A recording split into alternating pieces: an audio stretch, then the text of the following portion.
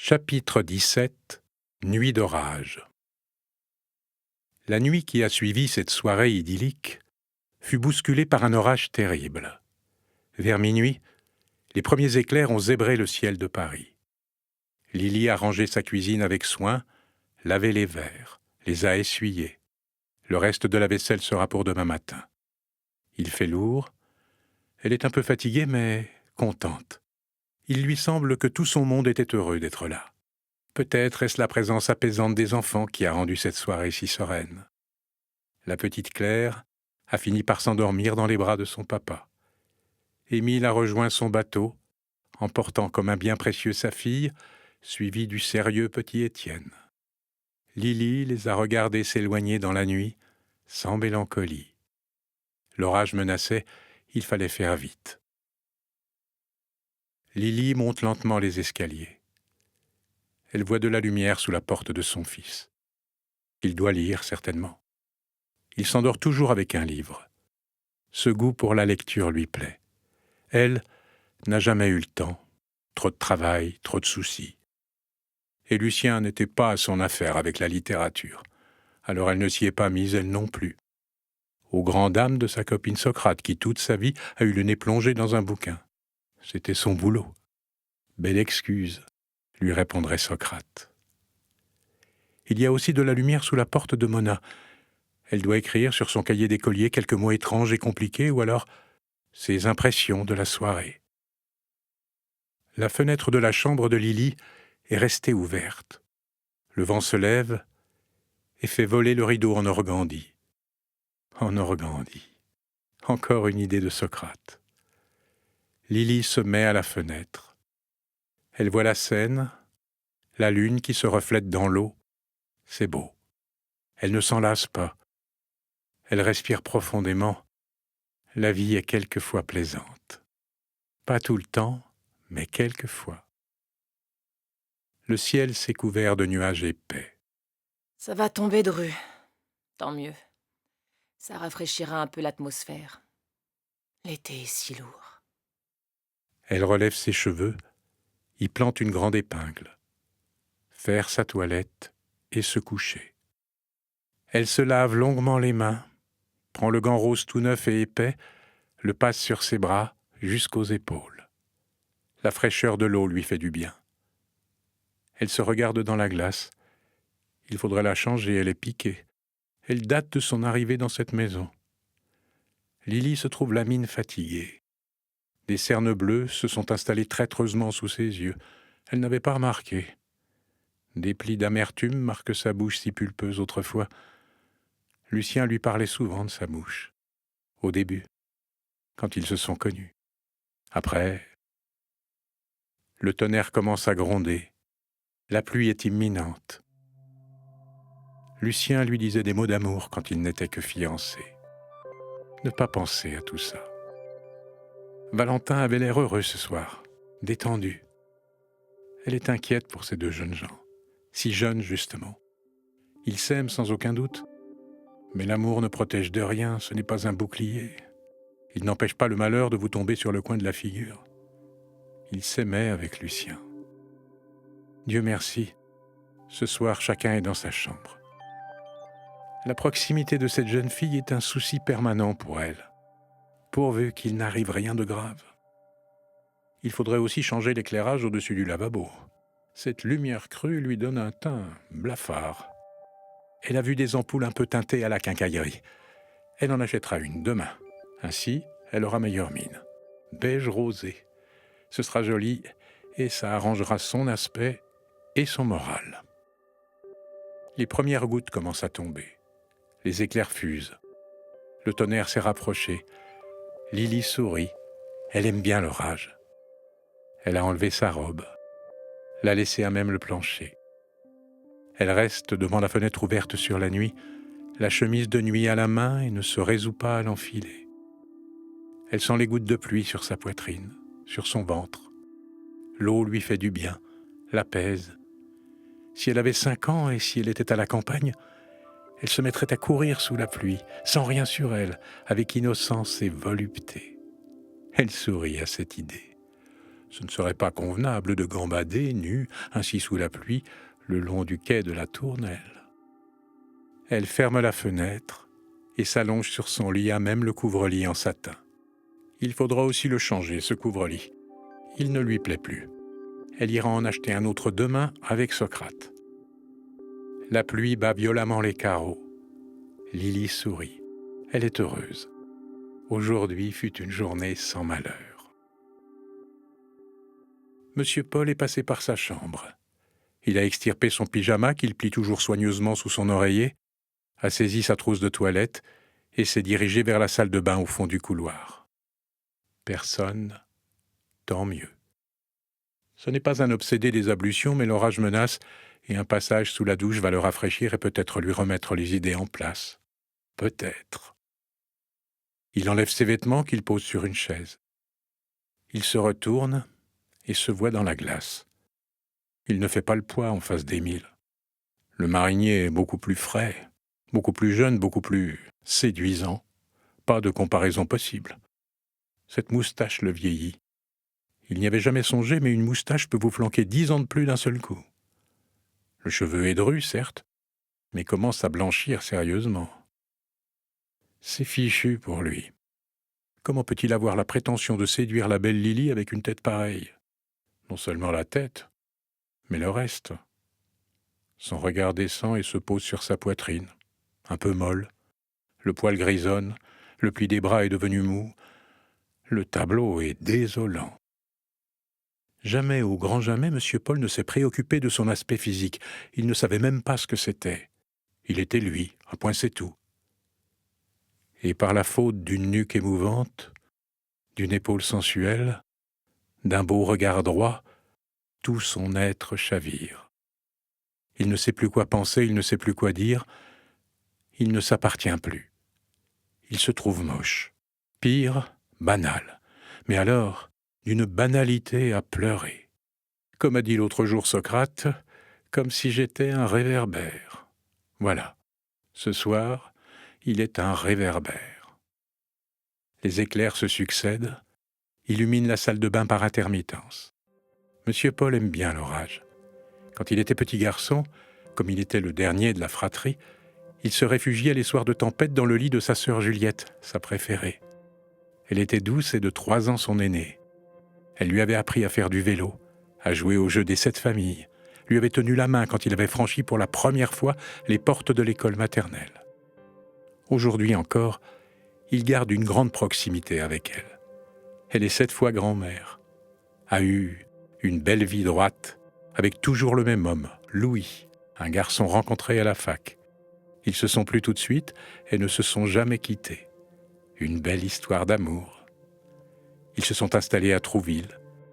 C'est ainsi qu'à la mort de ses parents, il a suivi sa grande sœur confidente dans sa Normandie d'adoption. Il ne l'appellera pas pour lui demander conseil, elle s'inquiéterait.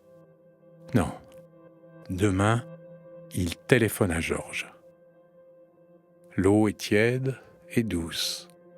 Ne pas troubler la belle harmonie par sa balourdise. Monsieur Paul ferme les yeux. Se coucher tout à l'heure, dans un pyjama qui sent bon la lessive, et écouter la pluie qui tombe. Un bruit réconfortant qui lui rappelle Juliette et la douceur de l'enfance. Valentin ne peut pas dormir. Il a fait trop lourd toute la journée. En Guyane, la pluie tombait chaude. Elle séchait presque instantanément. On oubliait aussitôt qu'il avait plu. Le soleil brillait de nouveau et on attendait la prochaine ondée qui apporterait un peu de fraîcheur. Il retournera là-bas. Il aime la forêt, sa couleur et ses bruits. Toute la nuit, des cris de bêtes qu'on ne verra jamais, dont on ne connaîtra même jamais le nom. Il ne savait pas si c'était des oiseaux ou des mammifères, s'ils étaient accrochés à une branche d'arbre ou tapis derrière un talus au bord de la rivière. Et cette odeur qui vous monte à la tête, indéfinissable, d'herbes toujours humides, de feuilles écrasées, de terre glaise qui ne sèche pas, envoûtant.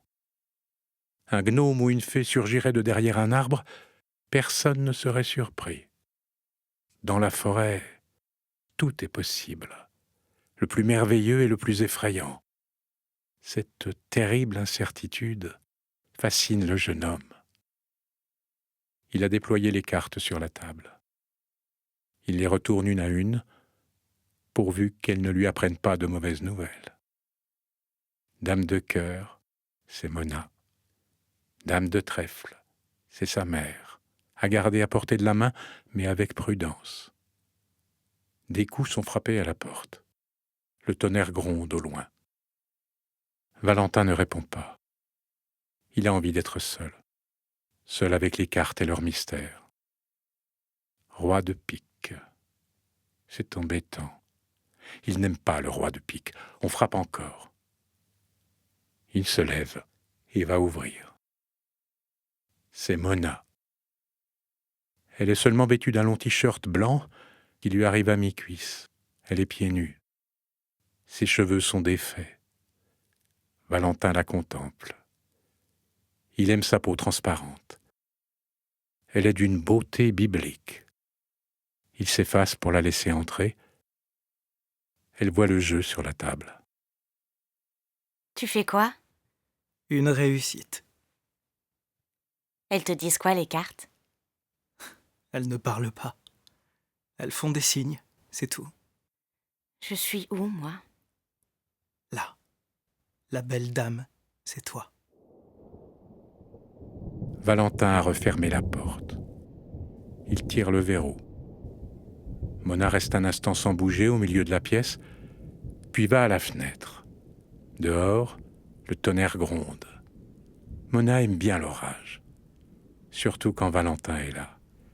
Ça lui fait peur et en même temps la met en joie. C'est comme dans les contes de fées. Les enfants sont terrorisés par l'ogre, ils l'adorent et sont effrayés. Un éclair a traversé le ciel. Il fait clair comme en plein jour. Mona voit au loin les tours de Notre-Dame.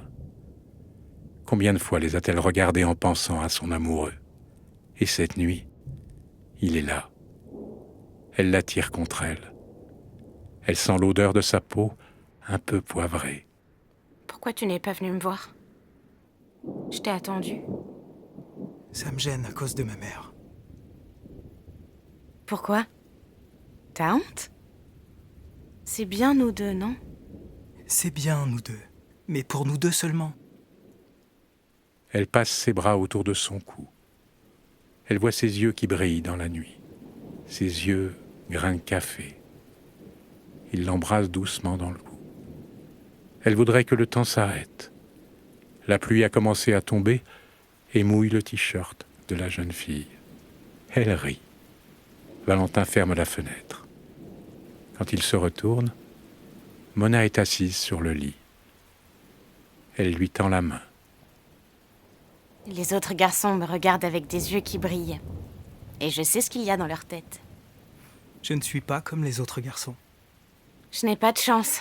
Il faut que je tombe sur le seul garçon qui n'est pas comme les autres. Des fois, je me dis... Ne l'aime plus, Mona. Puisqu'il ne t'aime pas, ne l'aime plus. Tu te trompes. Je t'aime. Je ne t'aime pas comme tout le monde, c'est tout. Tu aimes la forêt plus que moi. Un jour, j'en aurai assez de la forêt. Je reviendrai vers toi et on se mariera. Eh ben, on fait l'inverse. On se marie d'abord et tu pars voir la forêt après. Elle s'est allongée sur le lit.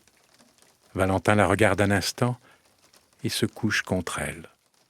Elle sent bon la vanille, comme une pâtisserie. La pluie cogne dur contre les carreaux. Je ne suis pas prêt, Mona. Je suis comme un bateau qui n'a pas encore assez voyagé.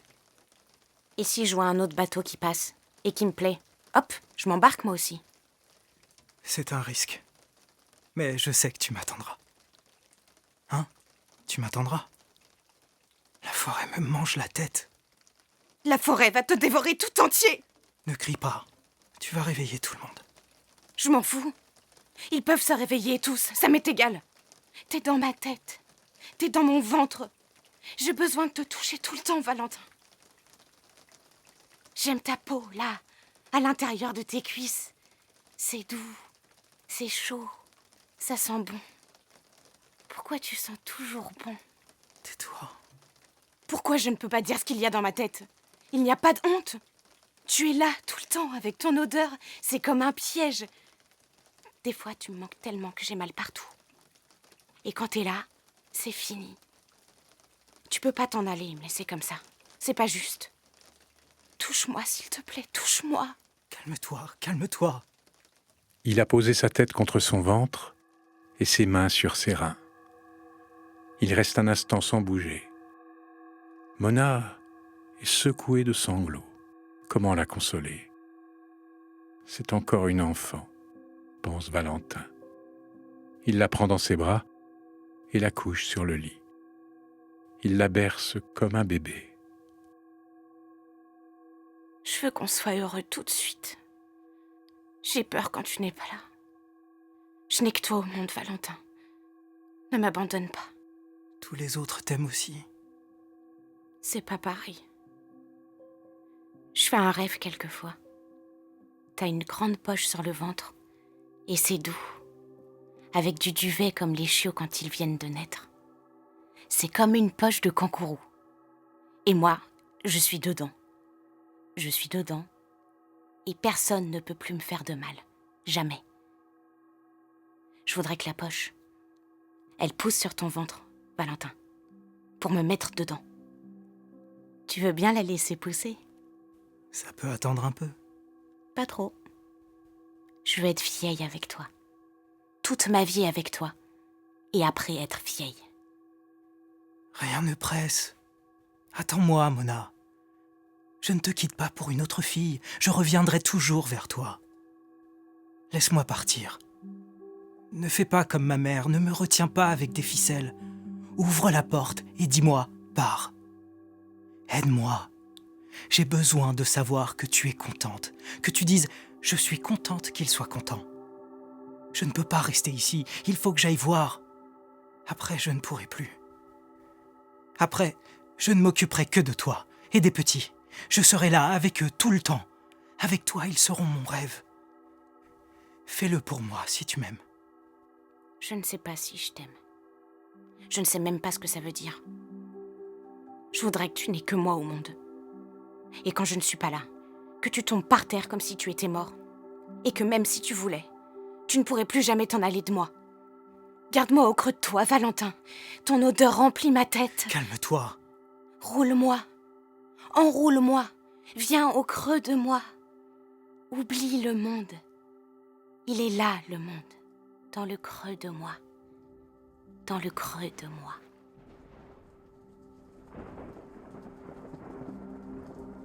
Dehors, le tonnerre fait un bruit d'enfer. Sur le lit chiffonné, 2 corps éperdus, une idée de l'éternité. L'orage sévit une partie de la nuit. Lily a fini par enfiler sa chemise de nuit et s'est aussitôt endormie. Cette nuit-là, Lucien est venu la visiter. Elle ne voyait que son visage. Ses yeux étaient pleins de larmes. Il la regardait fixement et lui disait « Ne t'en fais pas, Lily. Tout va bien, tout va bien. » Elle s'est réveillée en sueur. Elle a bien cru que son cœur allait se décrocher tellement il battait vite. Sa chemise de nuit est trempée, elle l'enlève et en cherche une autre dans son armoire.